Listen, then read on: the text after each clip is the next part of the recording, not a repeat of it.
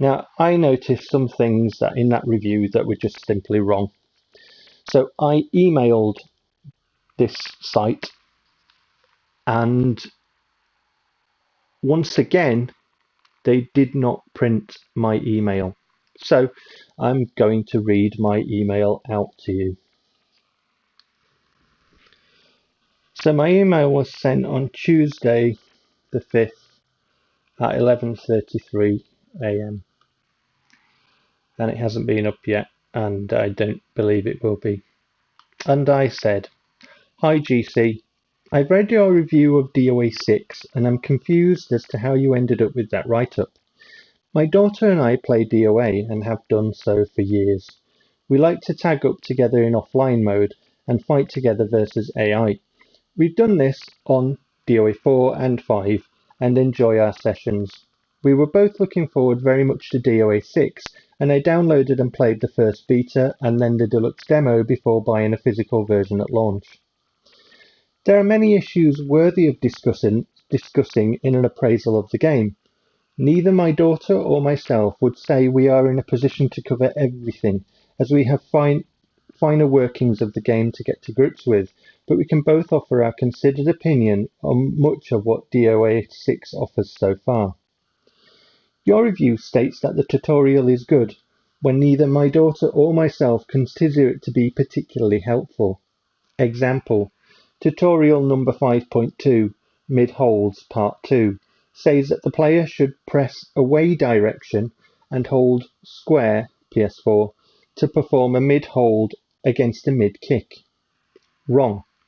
The player should press toward and press the hold button against a mid kick in a fight. Try it and see if you like. You can also pause the game in a fight versus AI and bring up the command list to confirm that. It's been that way in DOA for years. We've done every tutorial in DOA 6 on each of our profiles, plus all character-specific tutorials, plus all character command list training, and we can say that, in our opinion, the DOA 6 tutorials are bloated and largely irrelevant. Command training is helpful and better than ever, with noticeable tweaks in the timing of inputs making the game better to play. The addition of helpful things such as the click down of the left stick to put back to foe, the click down of the left stick and press R2 to reset, both extremely helpful additions. The tutorials often repeat things that one could simply find in the essential command training and also don't explain things properly. Example, tutorial lesson 27.7, close hit follow-ups. The inputs are shown on the left of the screen, but if you input what you see, then you will fail to complete this lesson, again and again. It should tell you that before you input the last command, you need to ensure your character is close enough to the foe to ensure the last hit is accepted to complete the lesson, but it doesn't. Your review also states that the game tells you when to input commands in the tutorial, but at no time in any of DOA 6 training/tutorial modes does the game ever help you with timing. Example, tutorial lesson 20.3, high counter holds. The lesson will tell you that the message high counter hold will flash on the screen when a hold lands as a high counter, but this lesson will never ever help you with timing. The game simply does not tell you when to press the buttons away and hold in order to correctly understand the timing of a high counter and thus complete the lesson successfully. You'll have to figure out the timing for yourself. Once again, please try this to simply see for yourself. Your review also states that the game is now pitched very much as a beginner's game. How so? I love my fighting games and have many on many different platforms spanning years, and I'm not seeing where and how DOA 6 is pitched as a beginner's fighting game. The characters in DOA are varied in their fighting styles, and many have alternate stances which a player can flow in to perform feints or go into different versions of a string. Strings can be cut short to flow into stances, etc., etc. The strike, hold, throw system means the action is always possible, and players must be aware constantly of what is happening on the screen.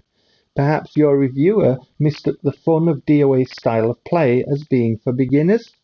Perhaps your reviewer isn't too familiar with DOA 6, as the above shows they already have some things very clearly factually wrong. The statement that DOA relies heavily on counters for most of the action is just simply wrong. Counters are part of DOA, but nowhere near a large part of its action. Where did your reviewer, who is nameless, get that from? DOA is about juggles, combos, fast-flowing action, counters, throws, well, the whole caboodle actually. It's built for fun, and delivers. I suggest that whoever wrote this inaccurate piece try actually playing DOA, because it's looking like they never bothered. DOA is not shallow, nor is it inferior to other 3D fighters. Your review states that it is. Care to explain? Your review also states that the break hold is a super powerful counter. Do you know how much damage a break hold did when I used Christie versus Brad Wong in training with the fight info displayed? It did 4 points of damage. Count them. 1, 2, 3, 4.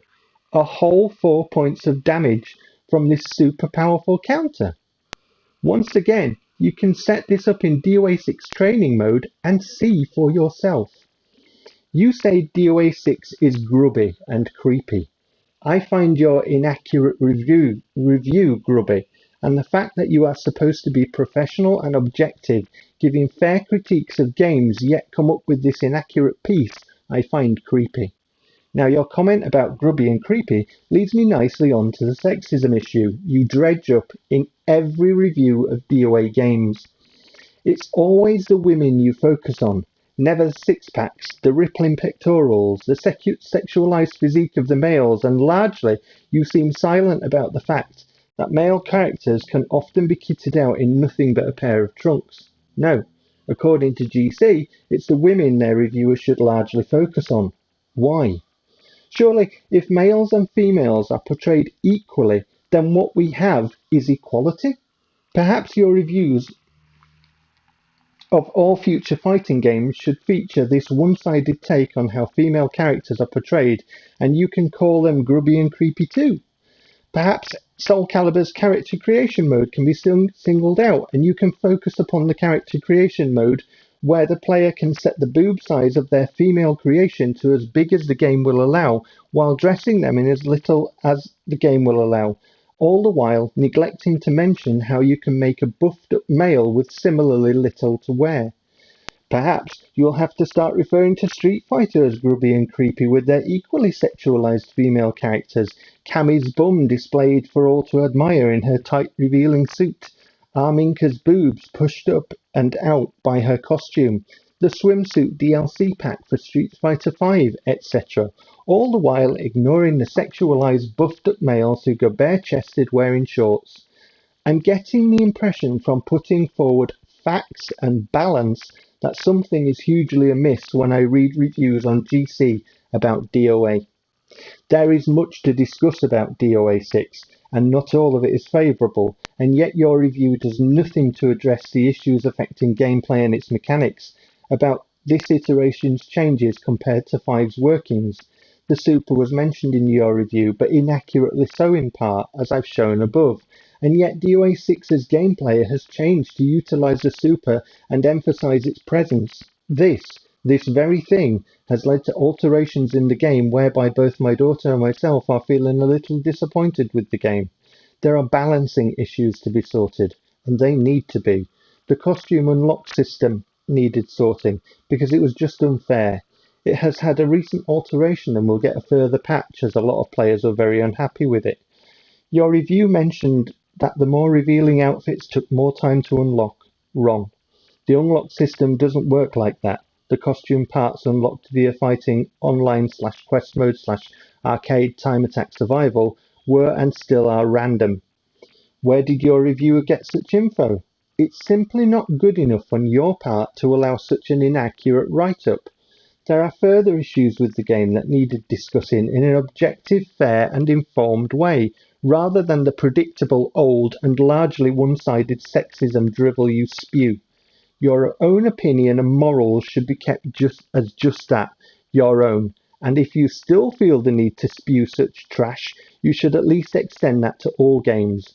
Then again, your site ignored my reasoned email sharing Troy Levitt's response to Anita Sarkeesian's Tropes versus Women, so I won't hold my breath.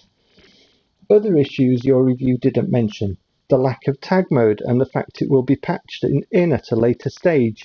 Speaking of stages, the lack of those too, and the fact that internet connectivity has seen the game be structured for high-priced DLC.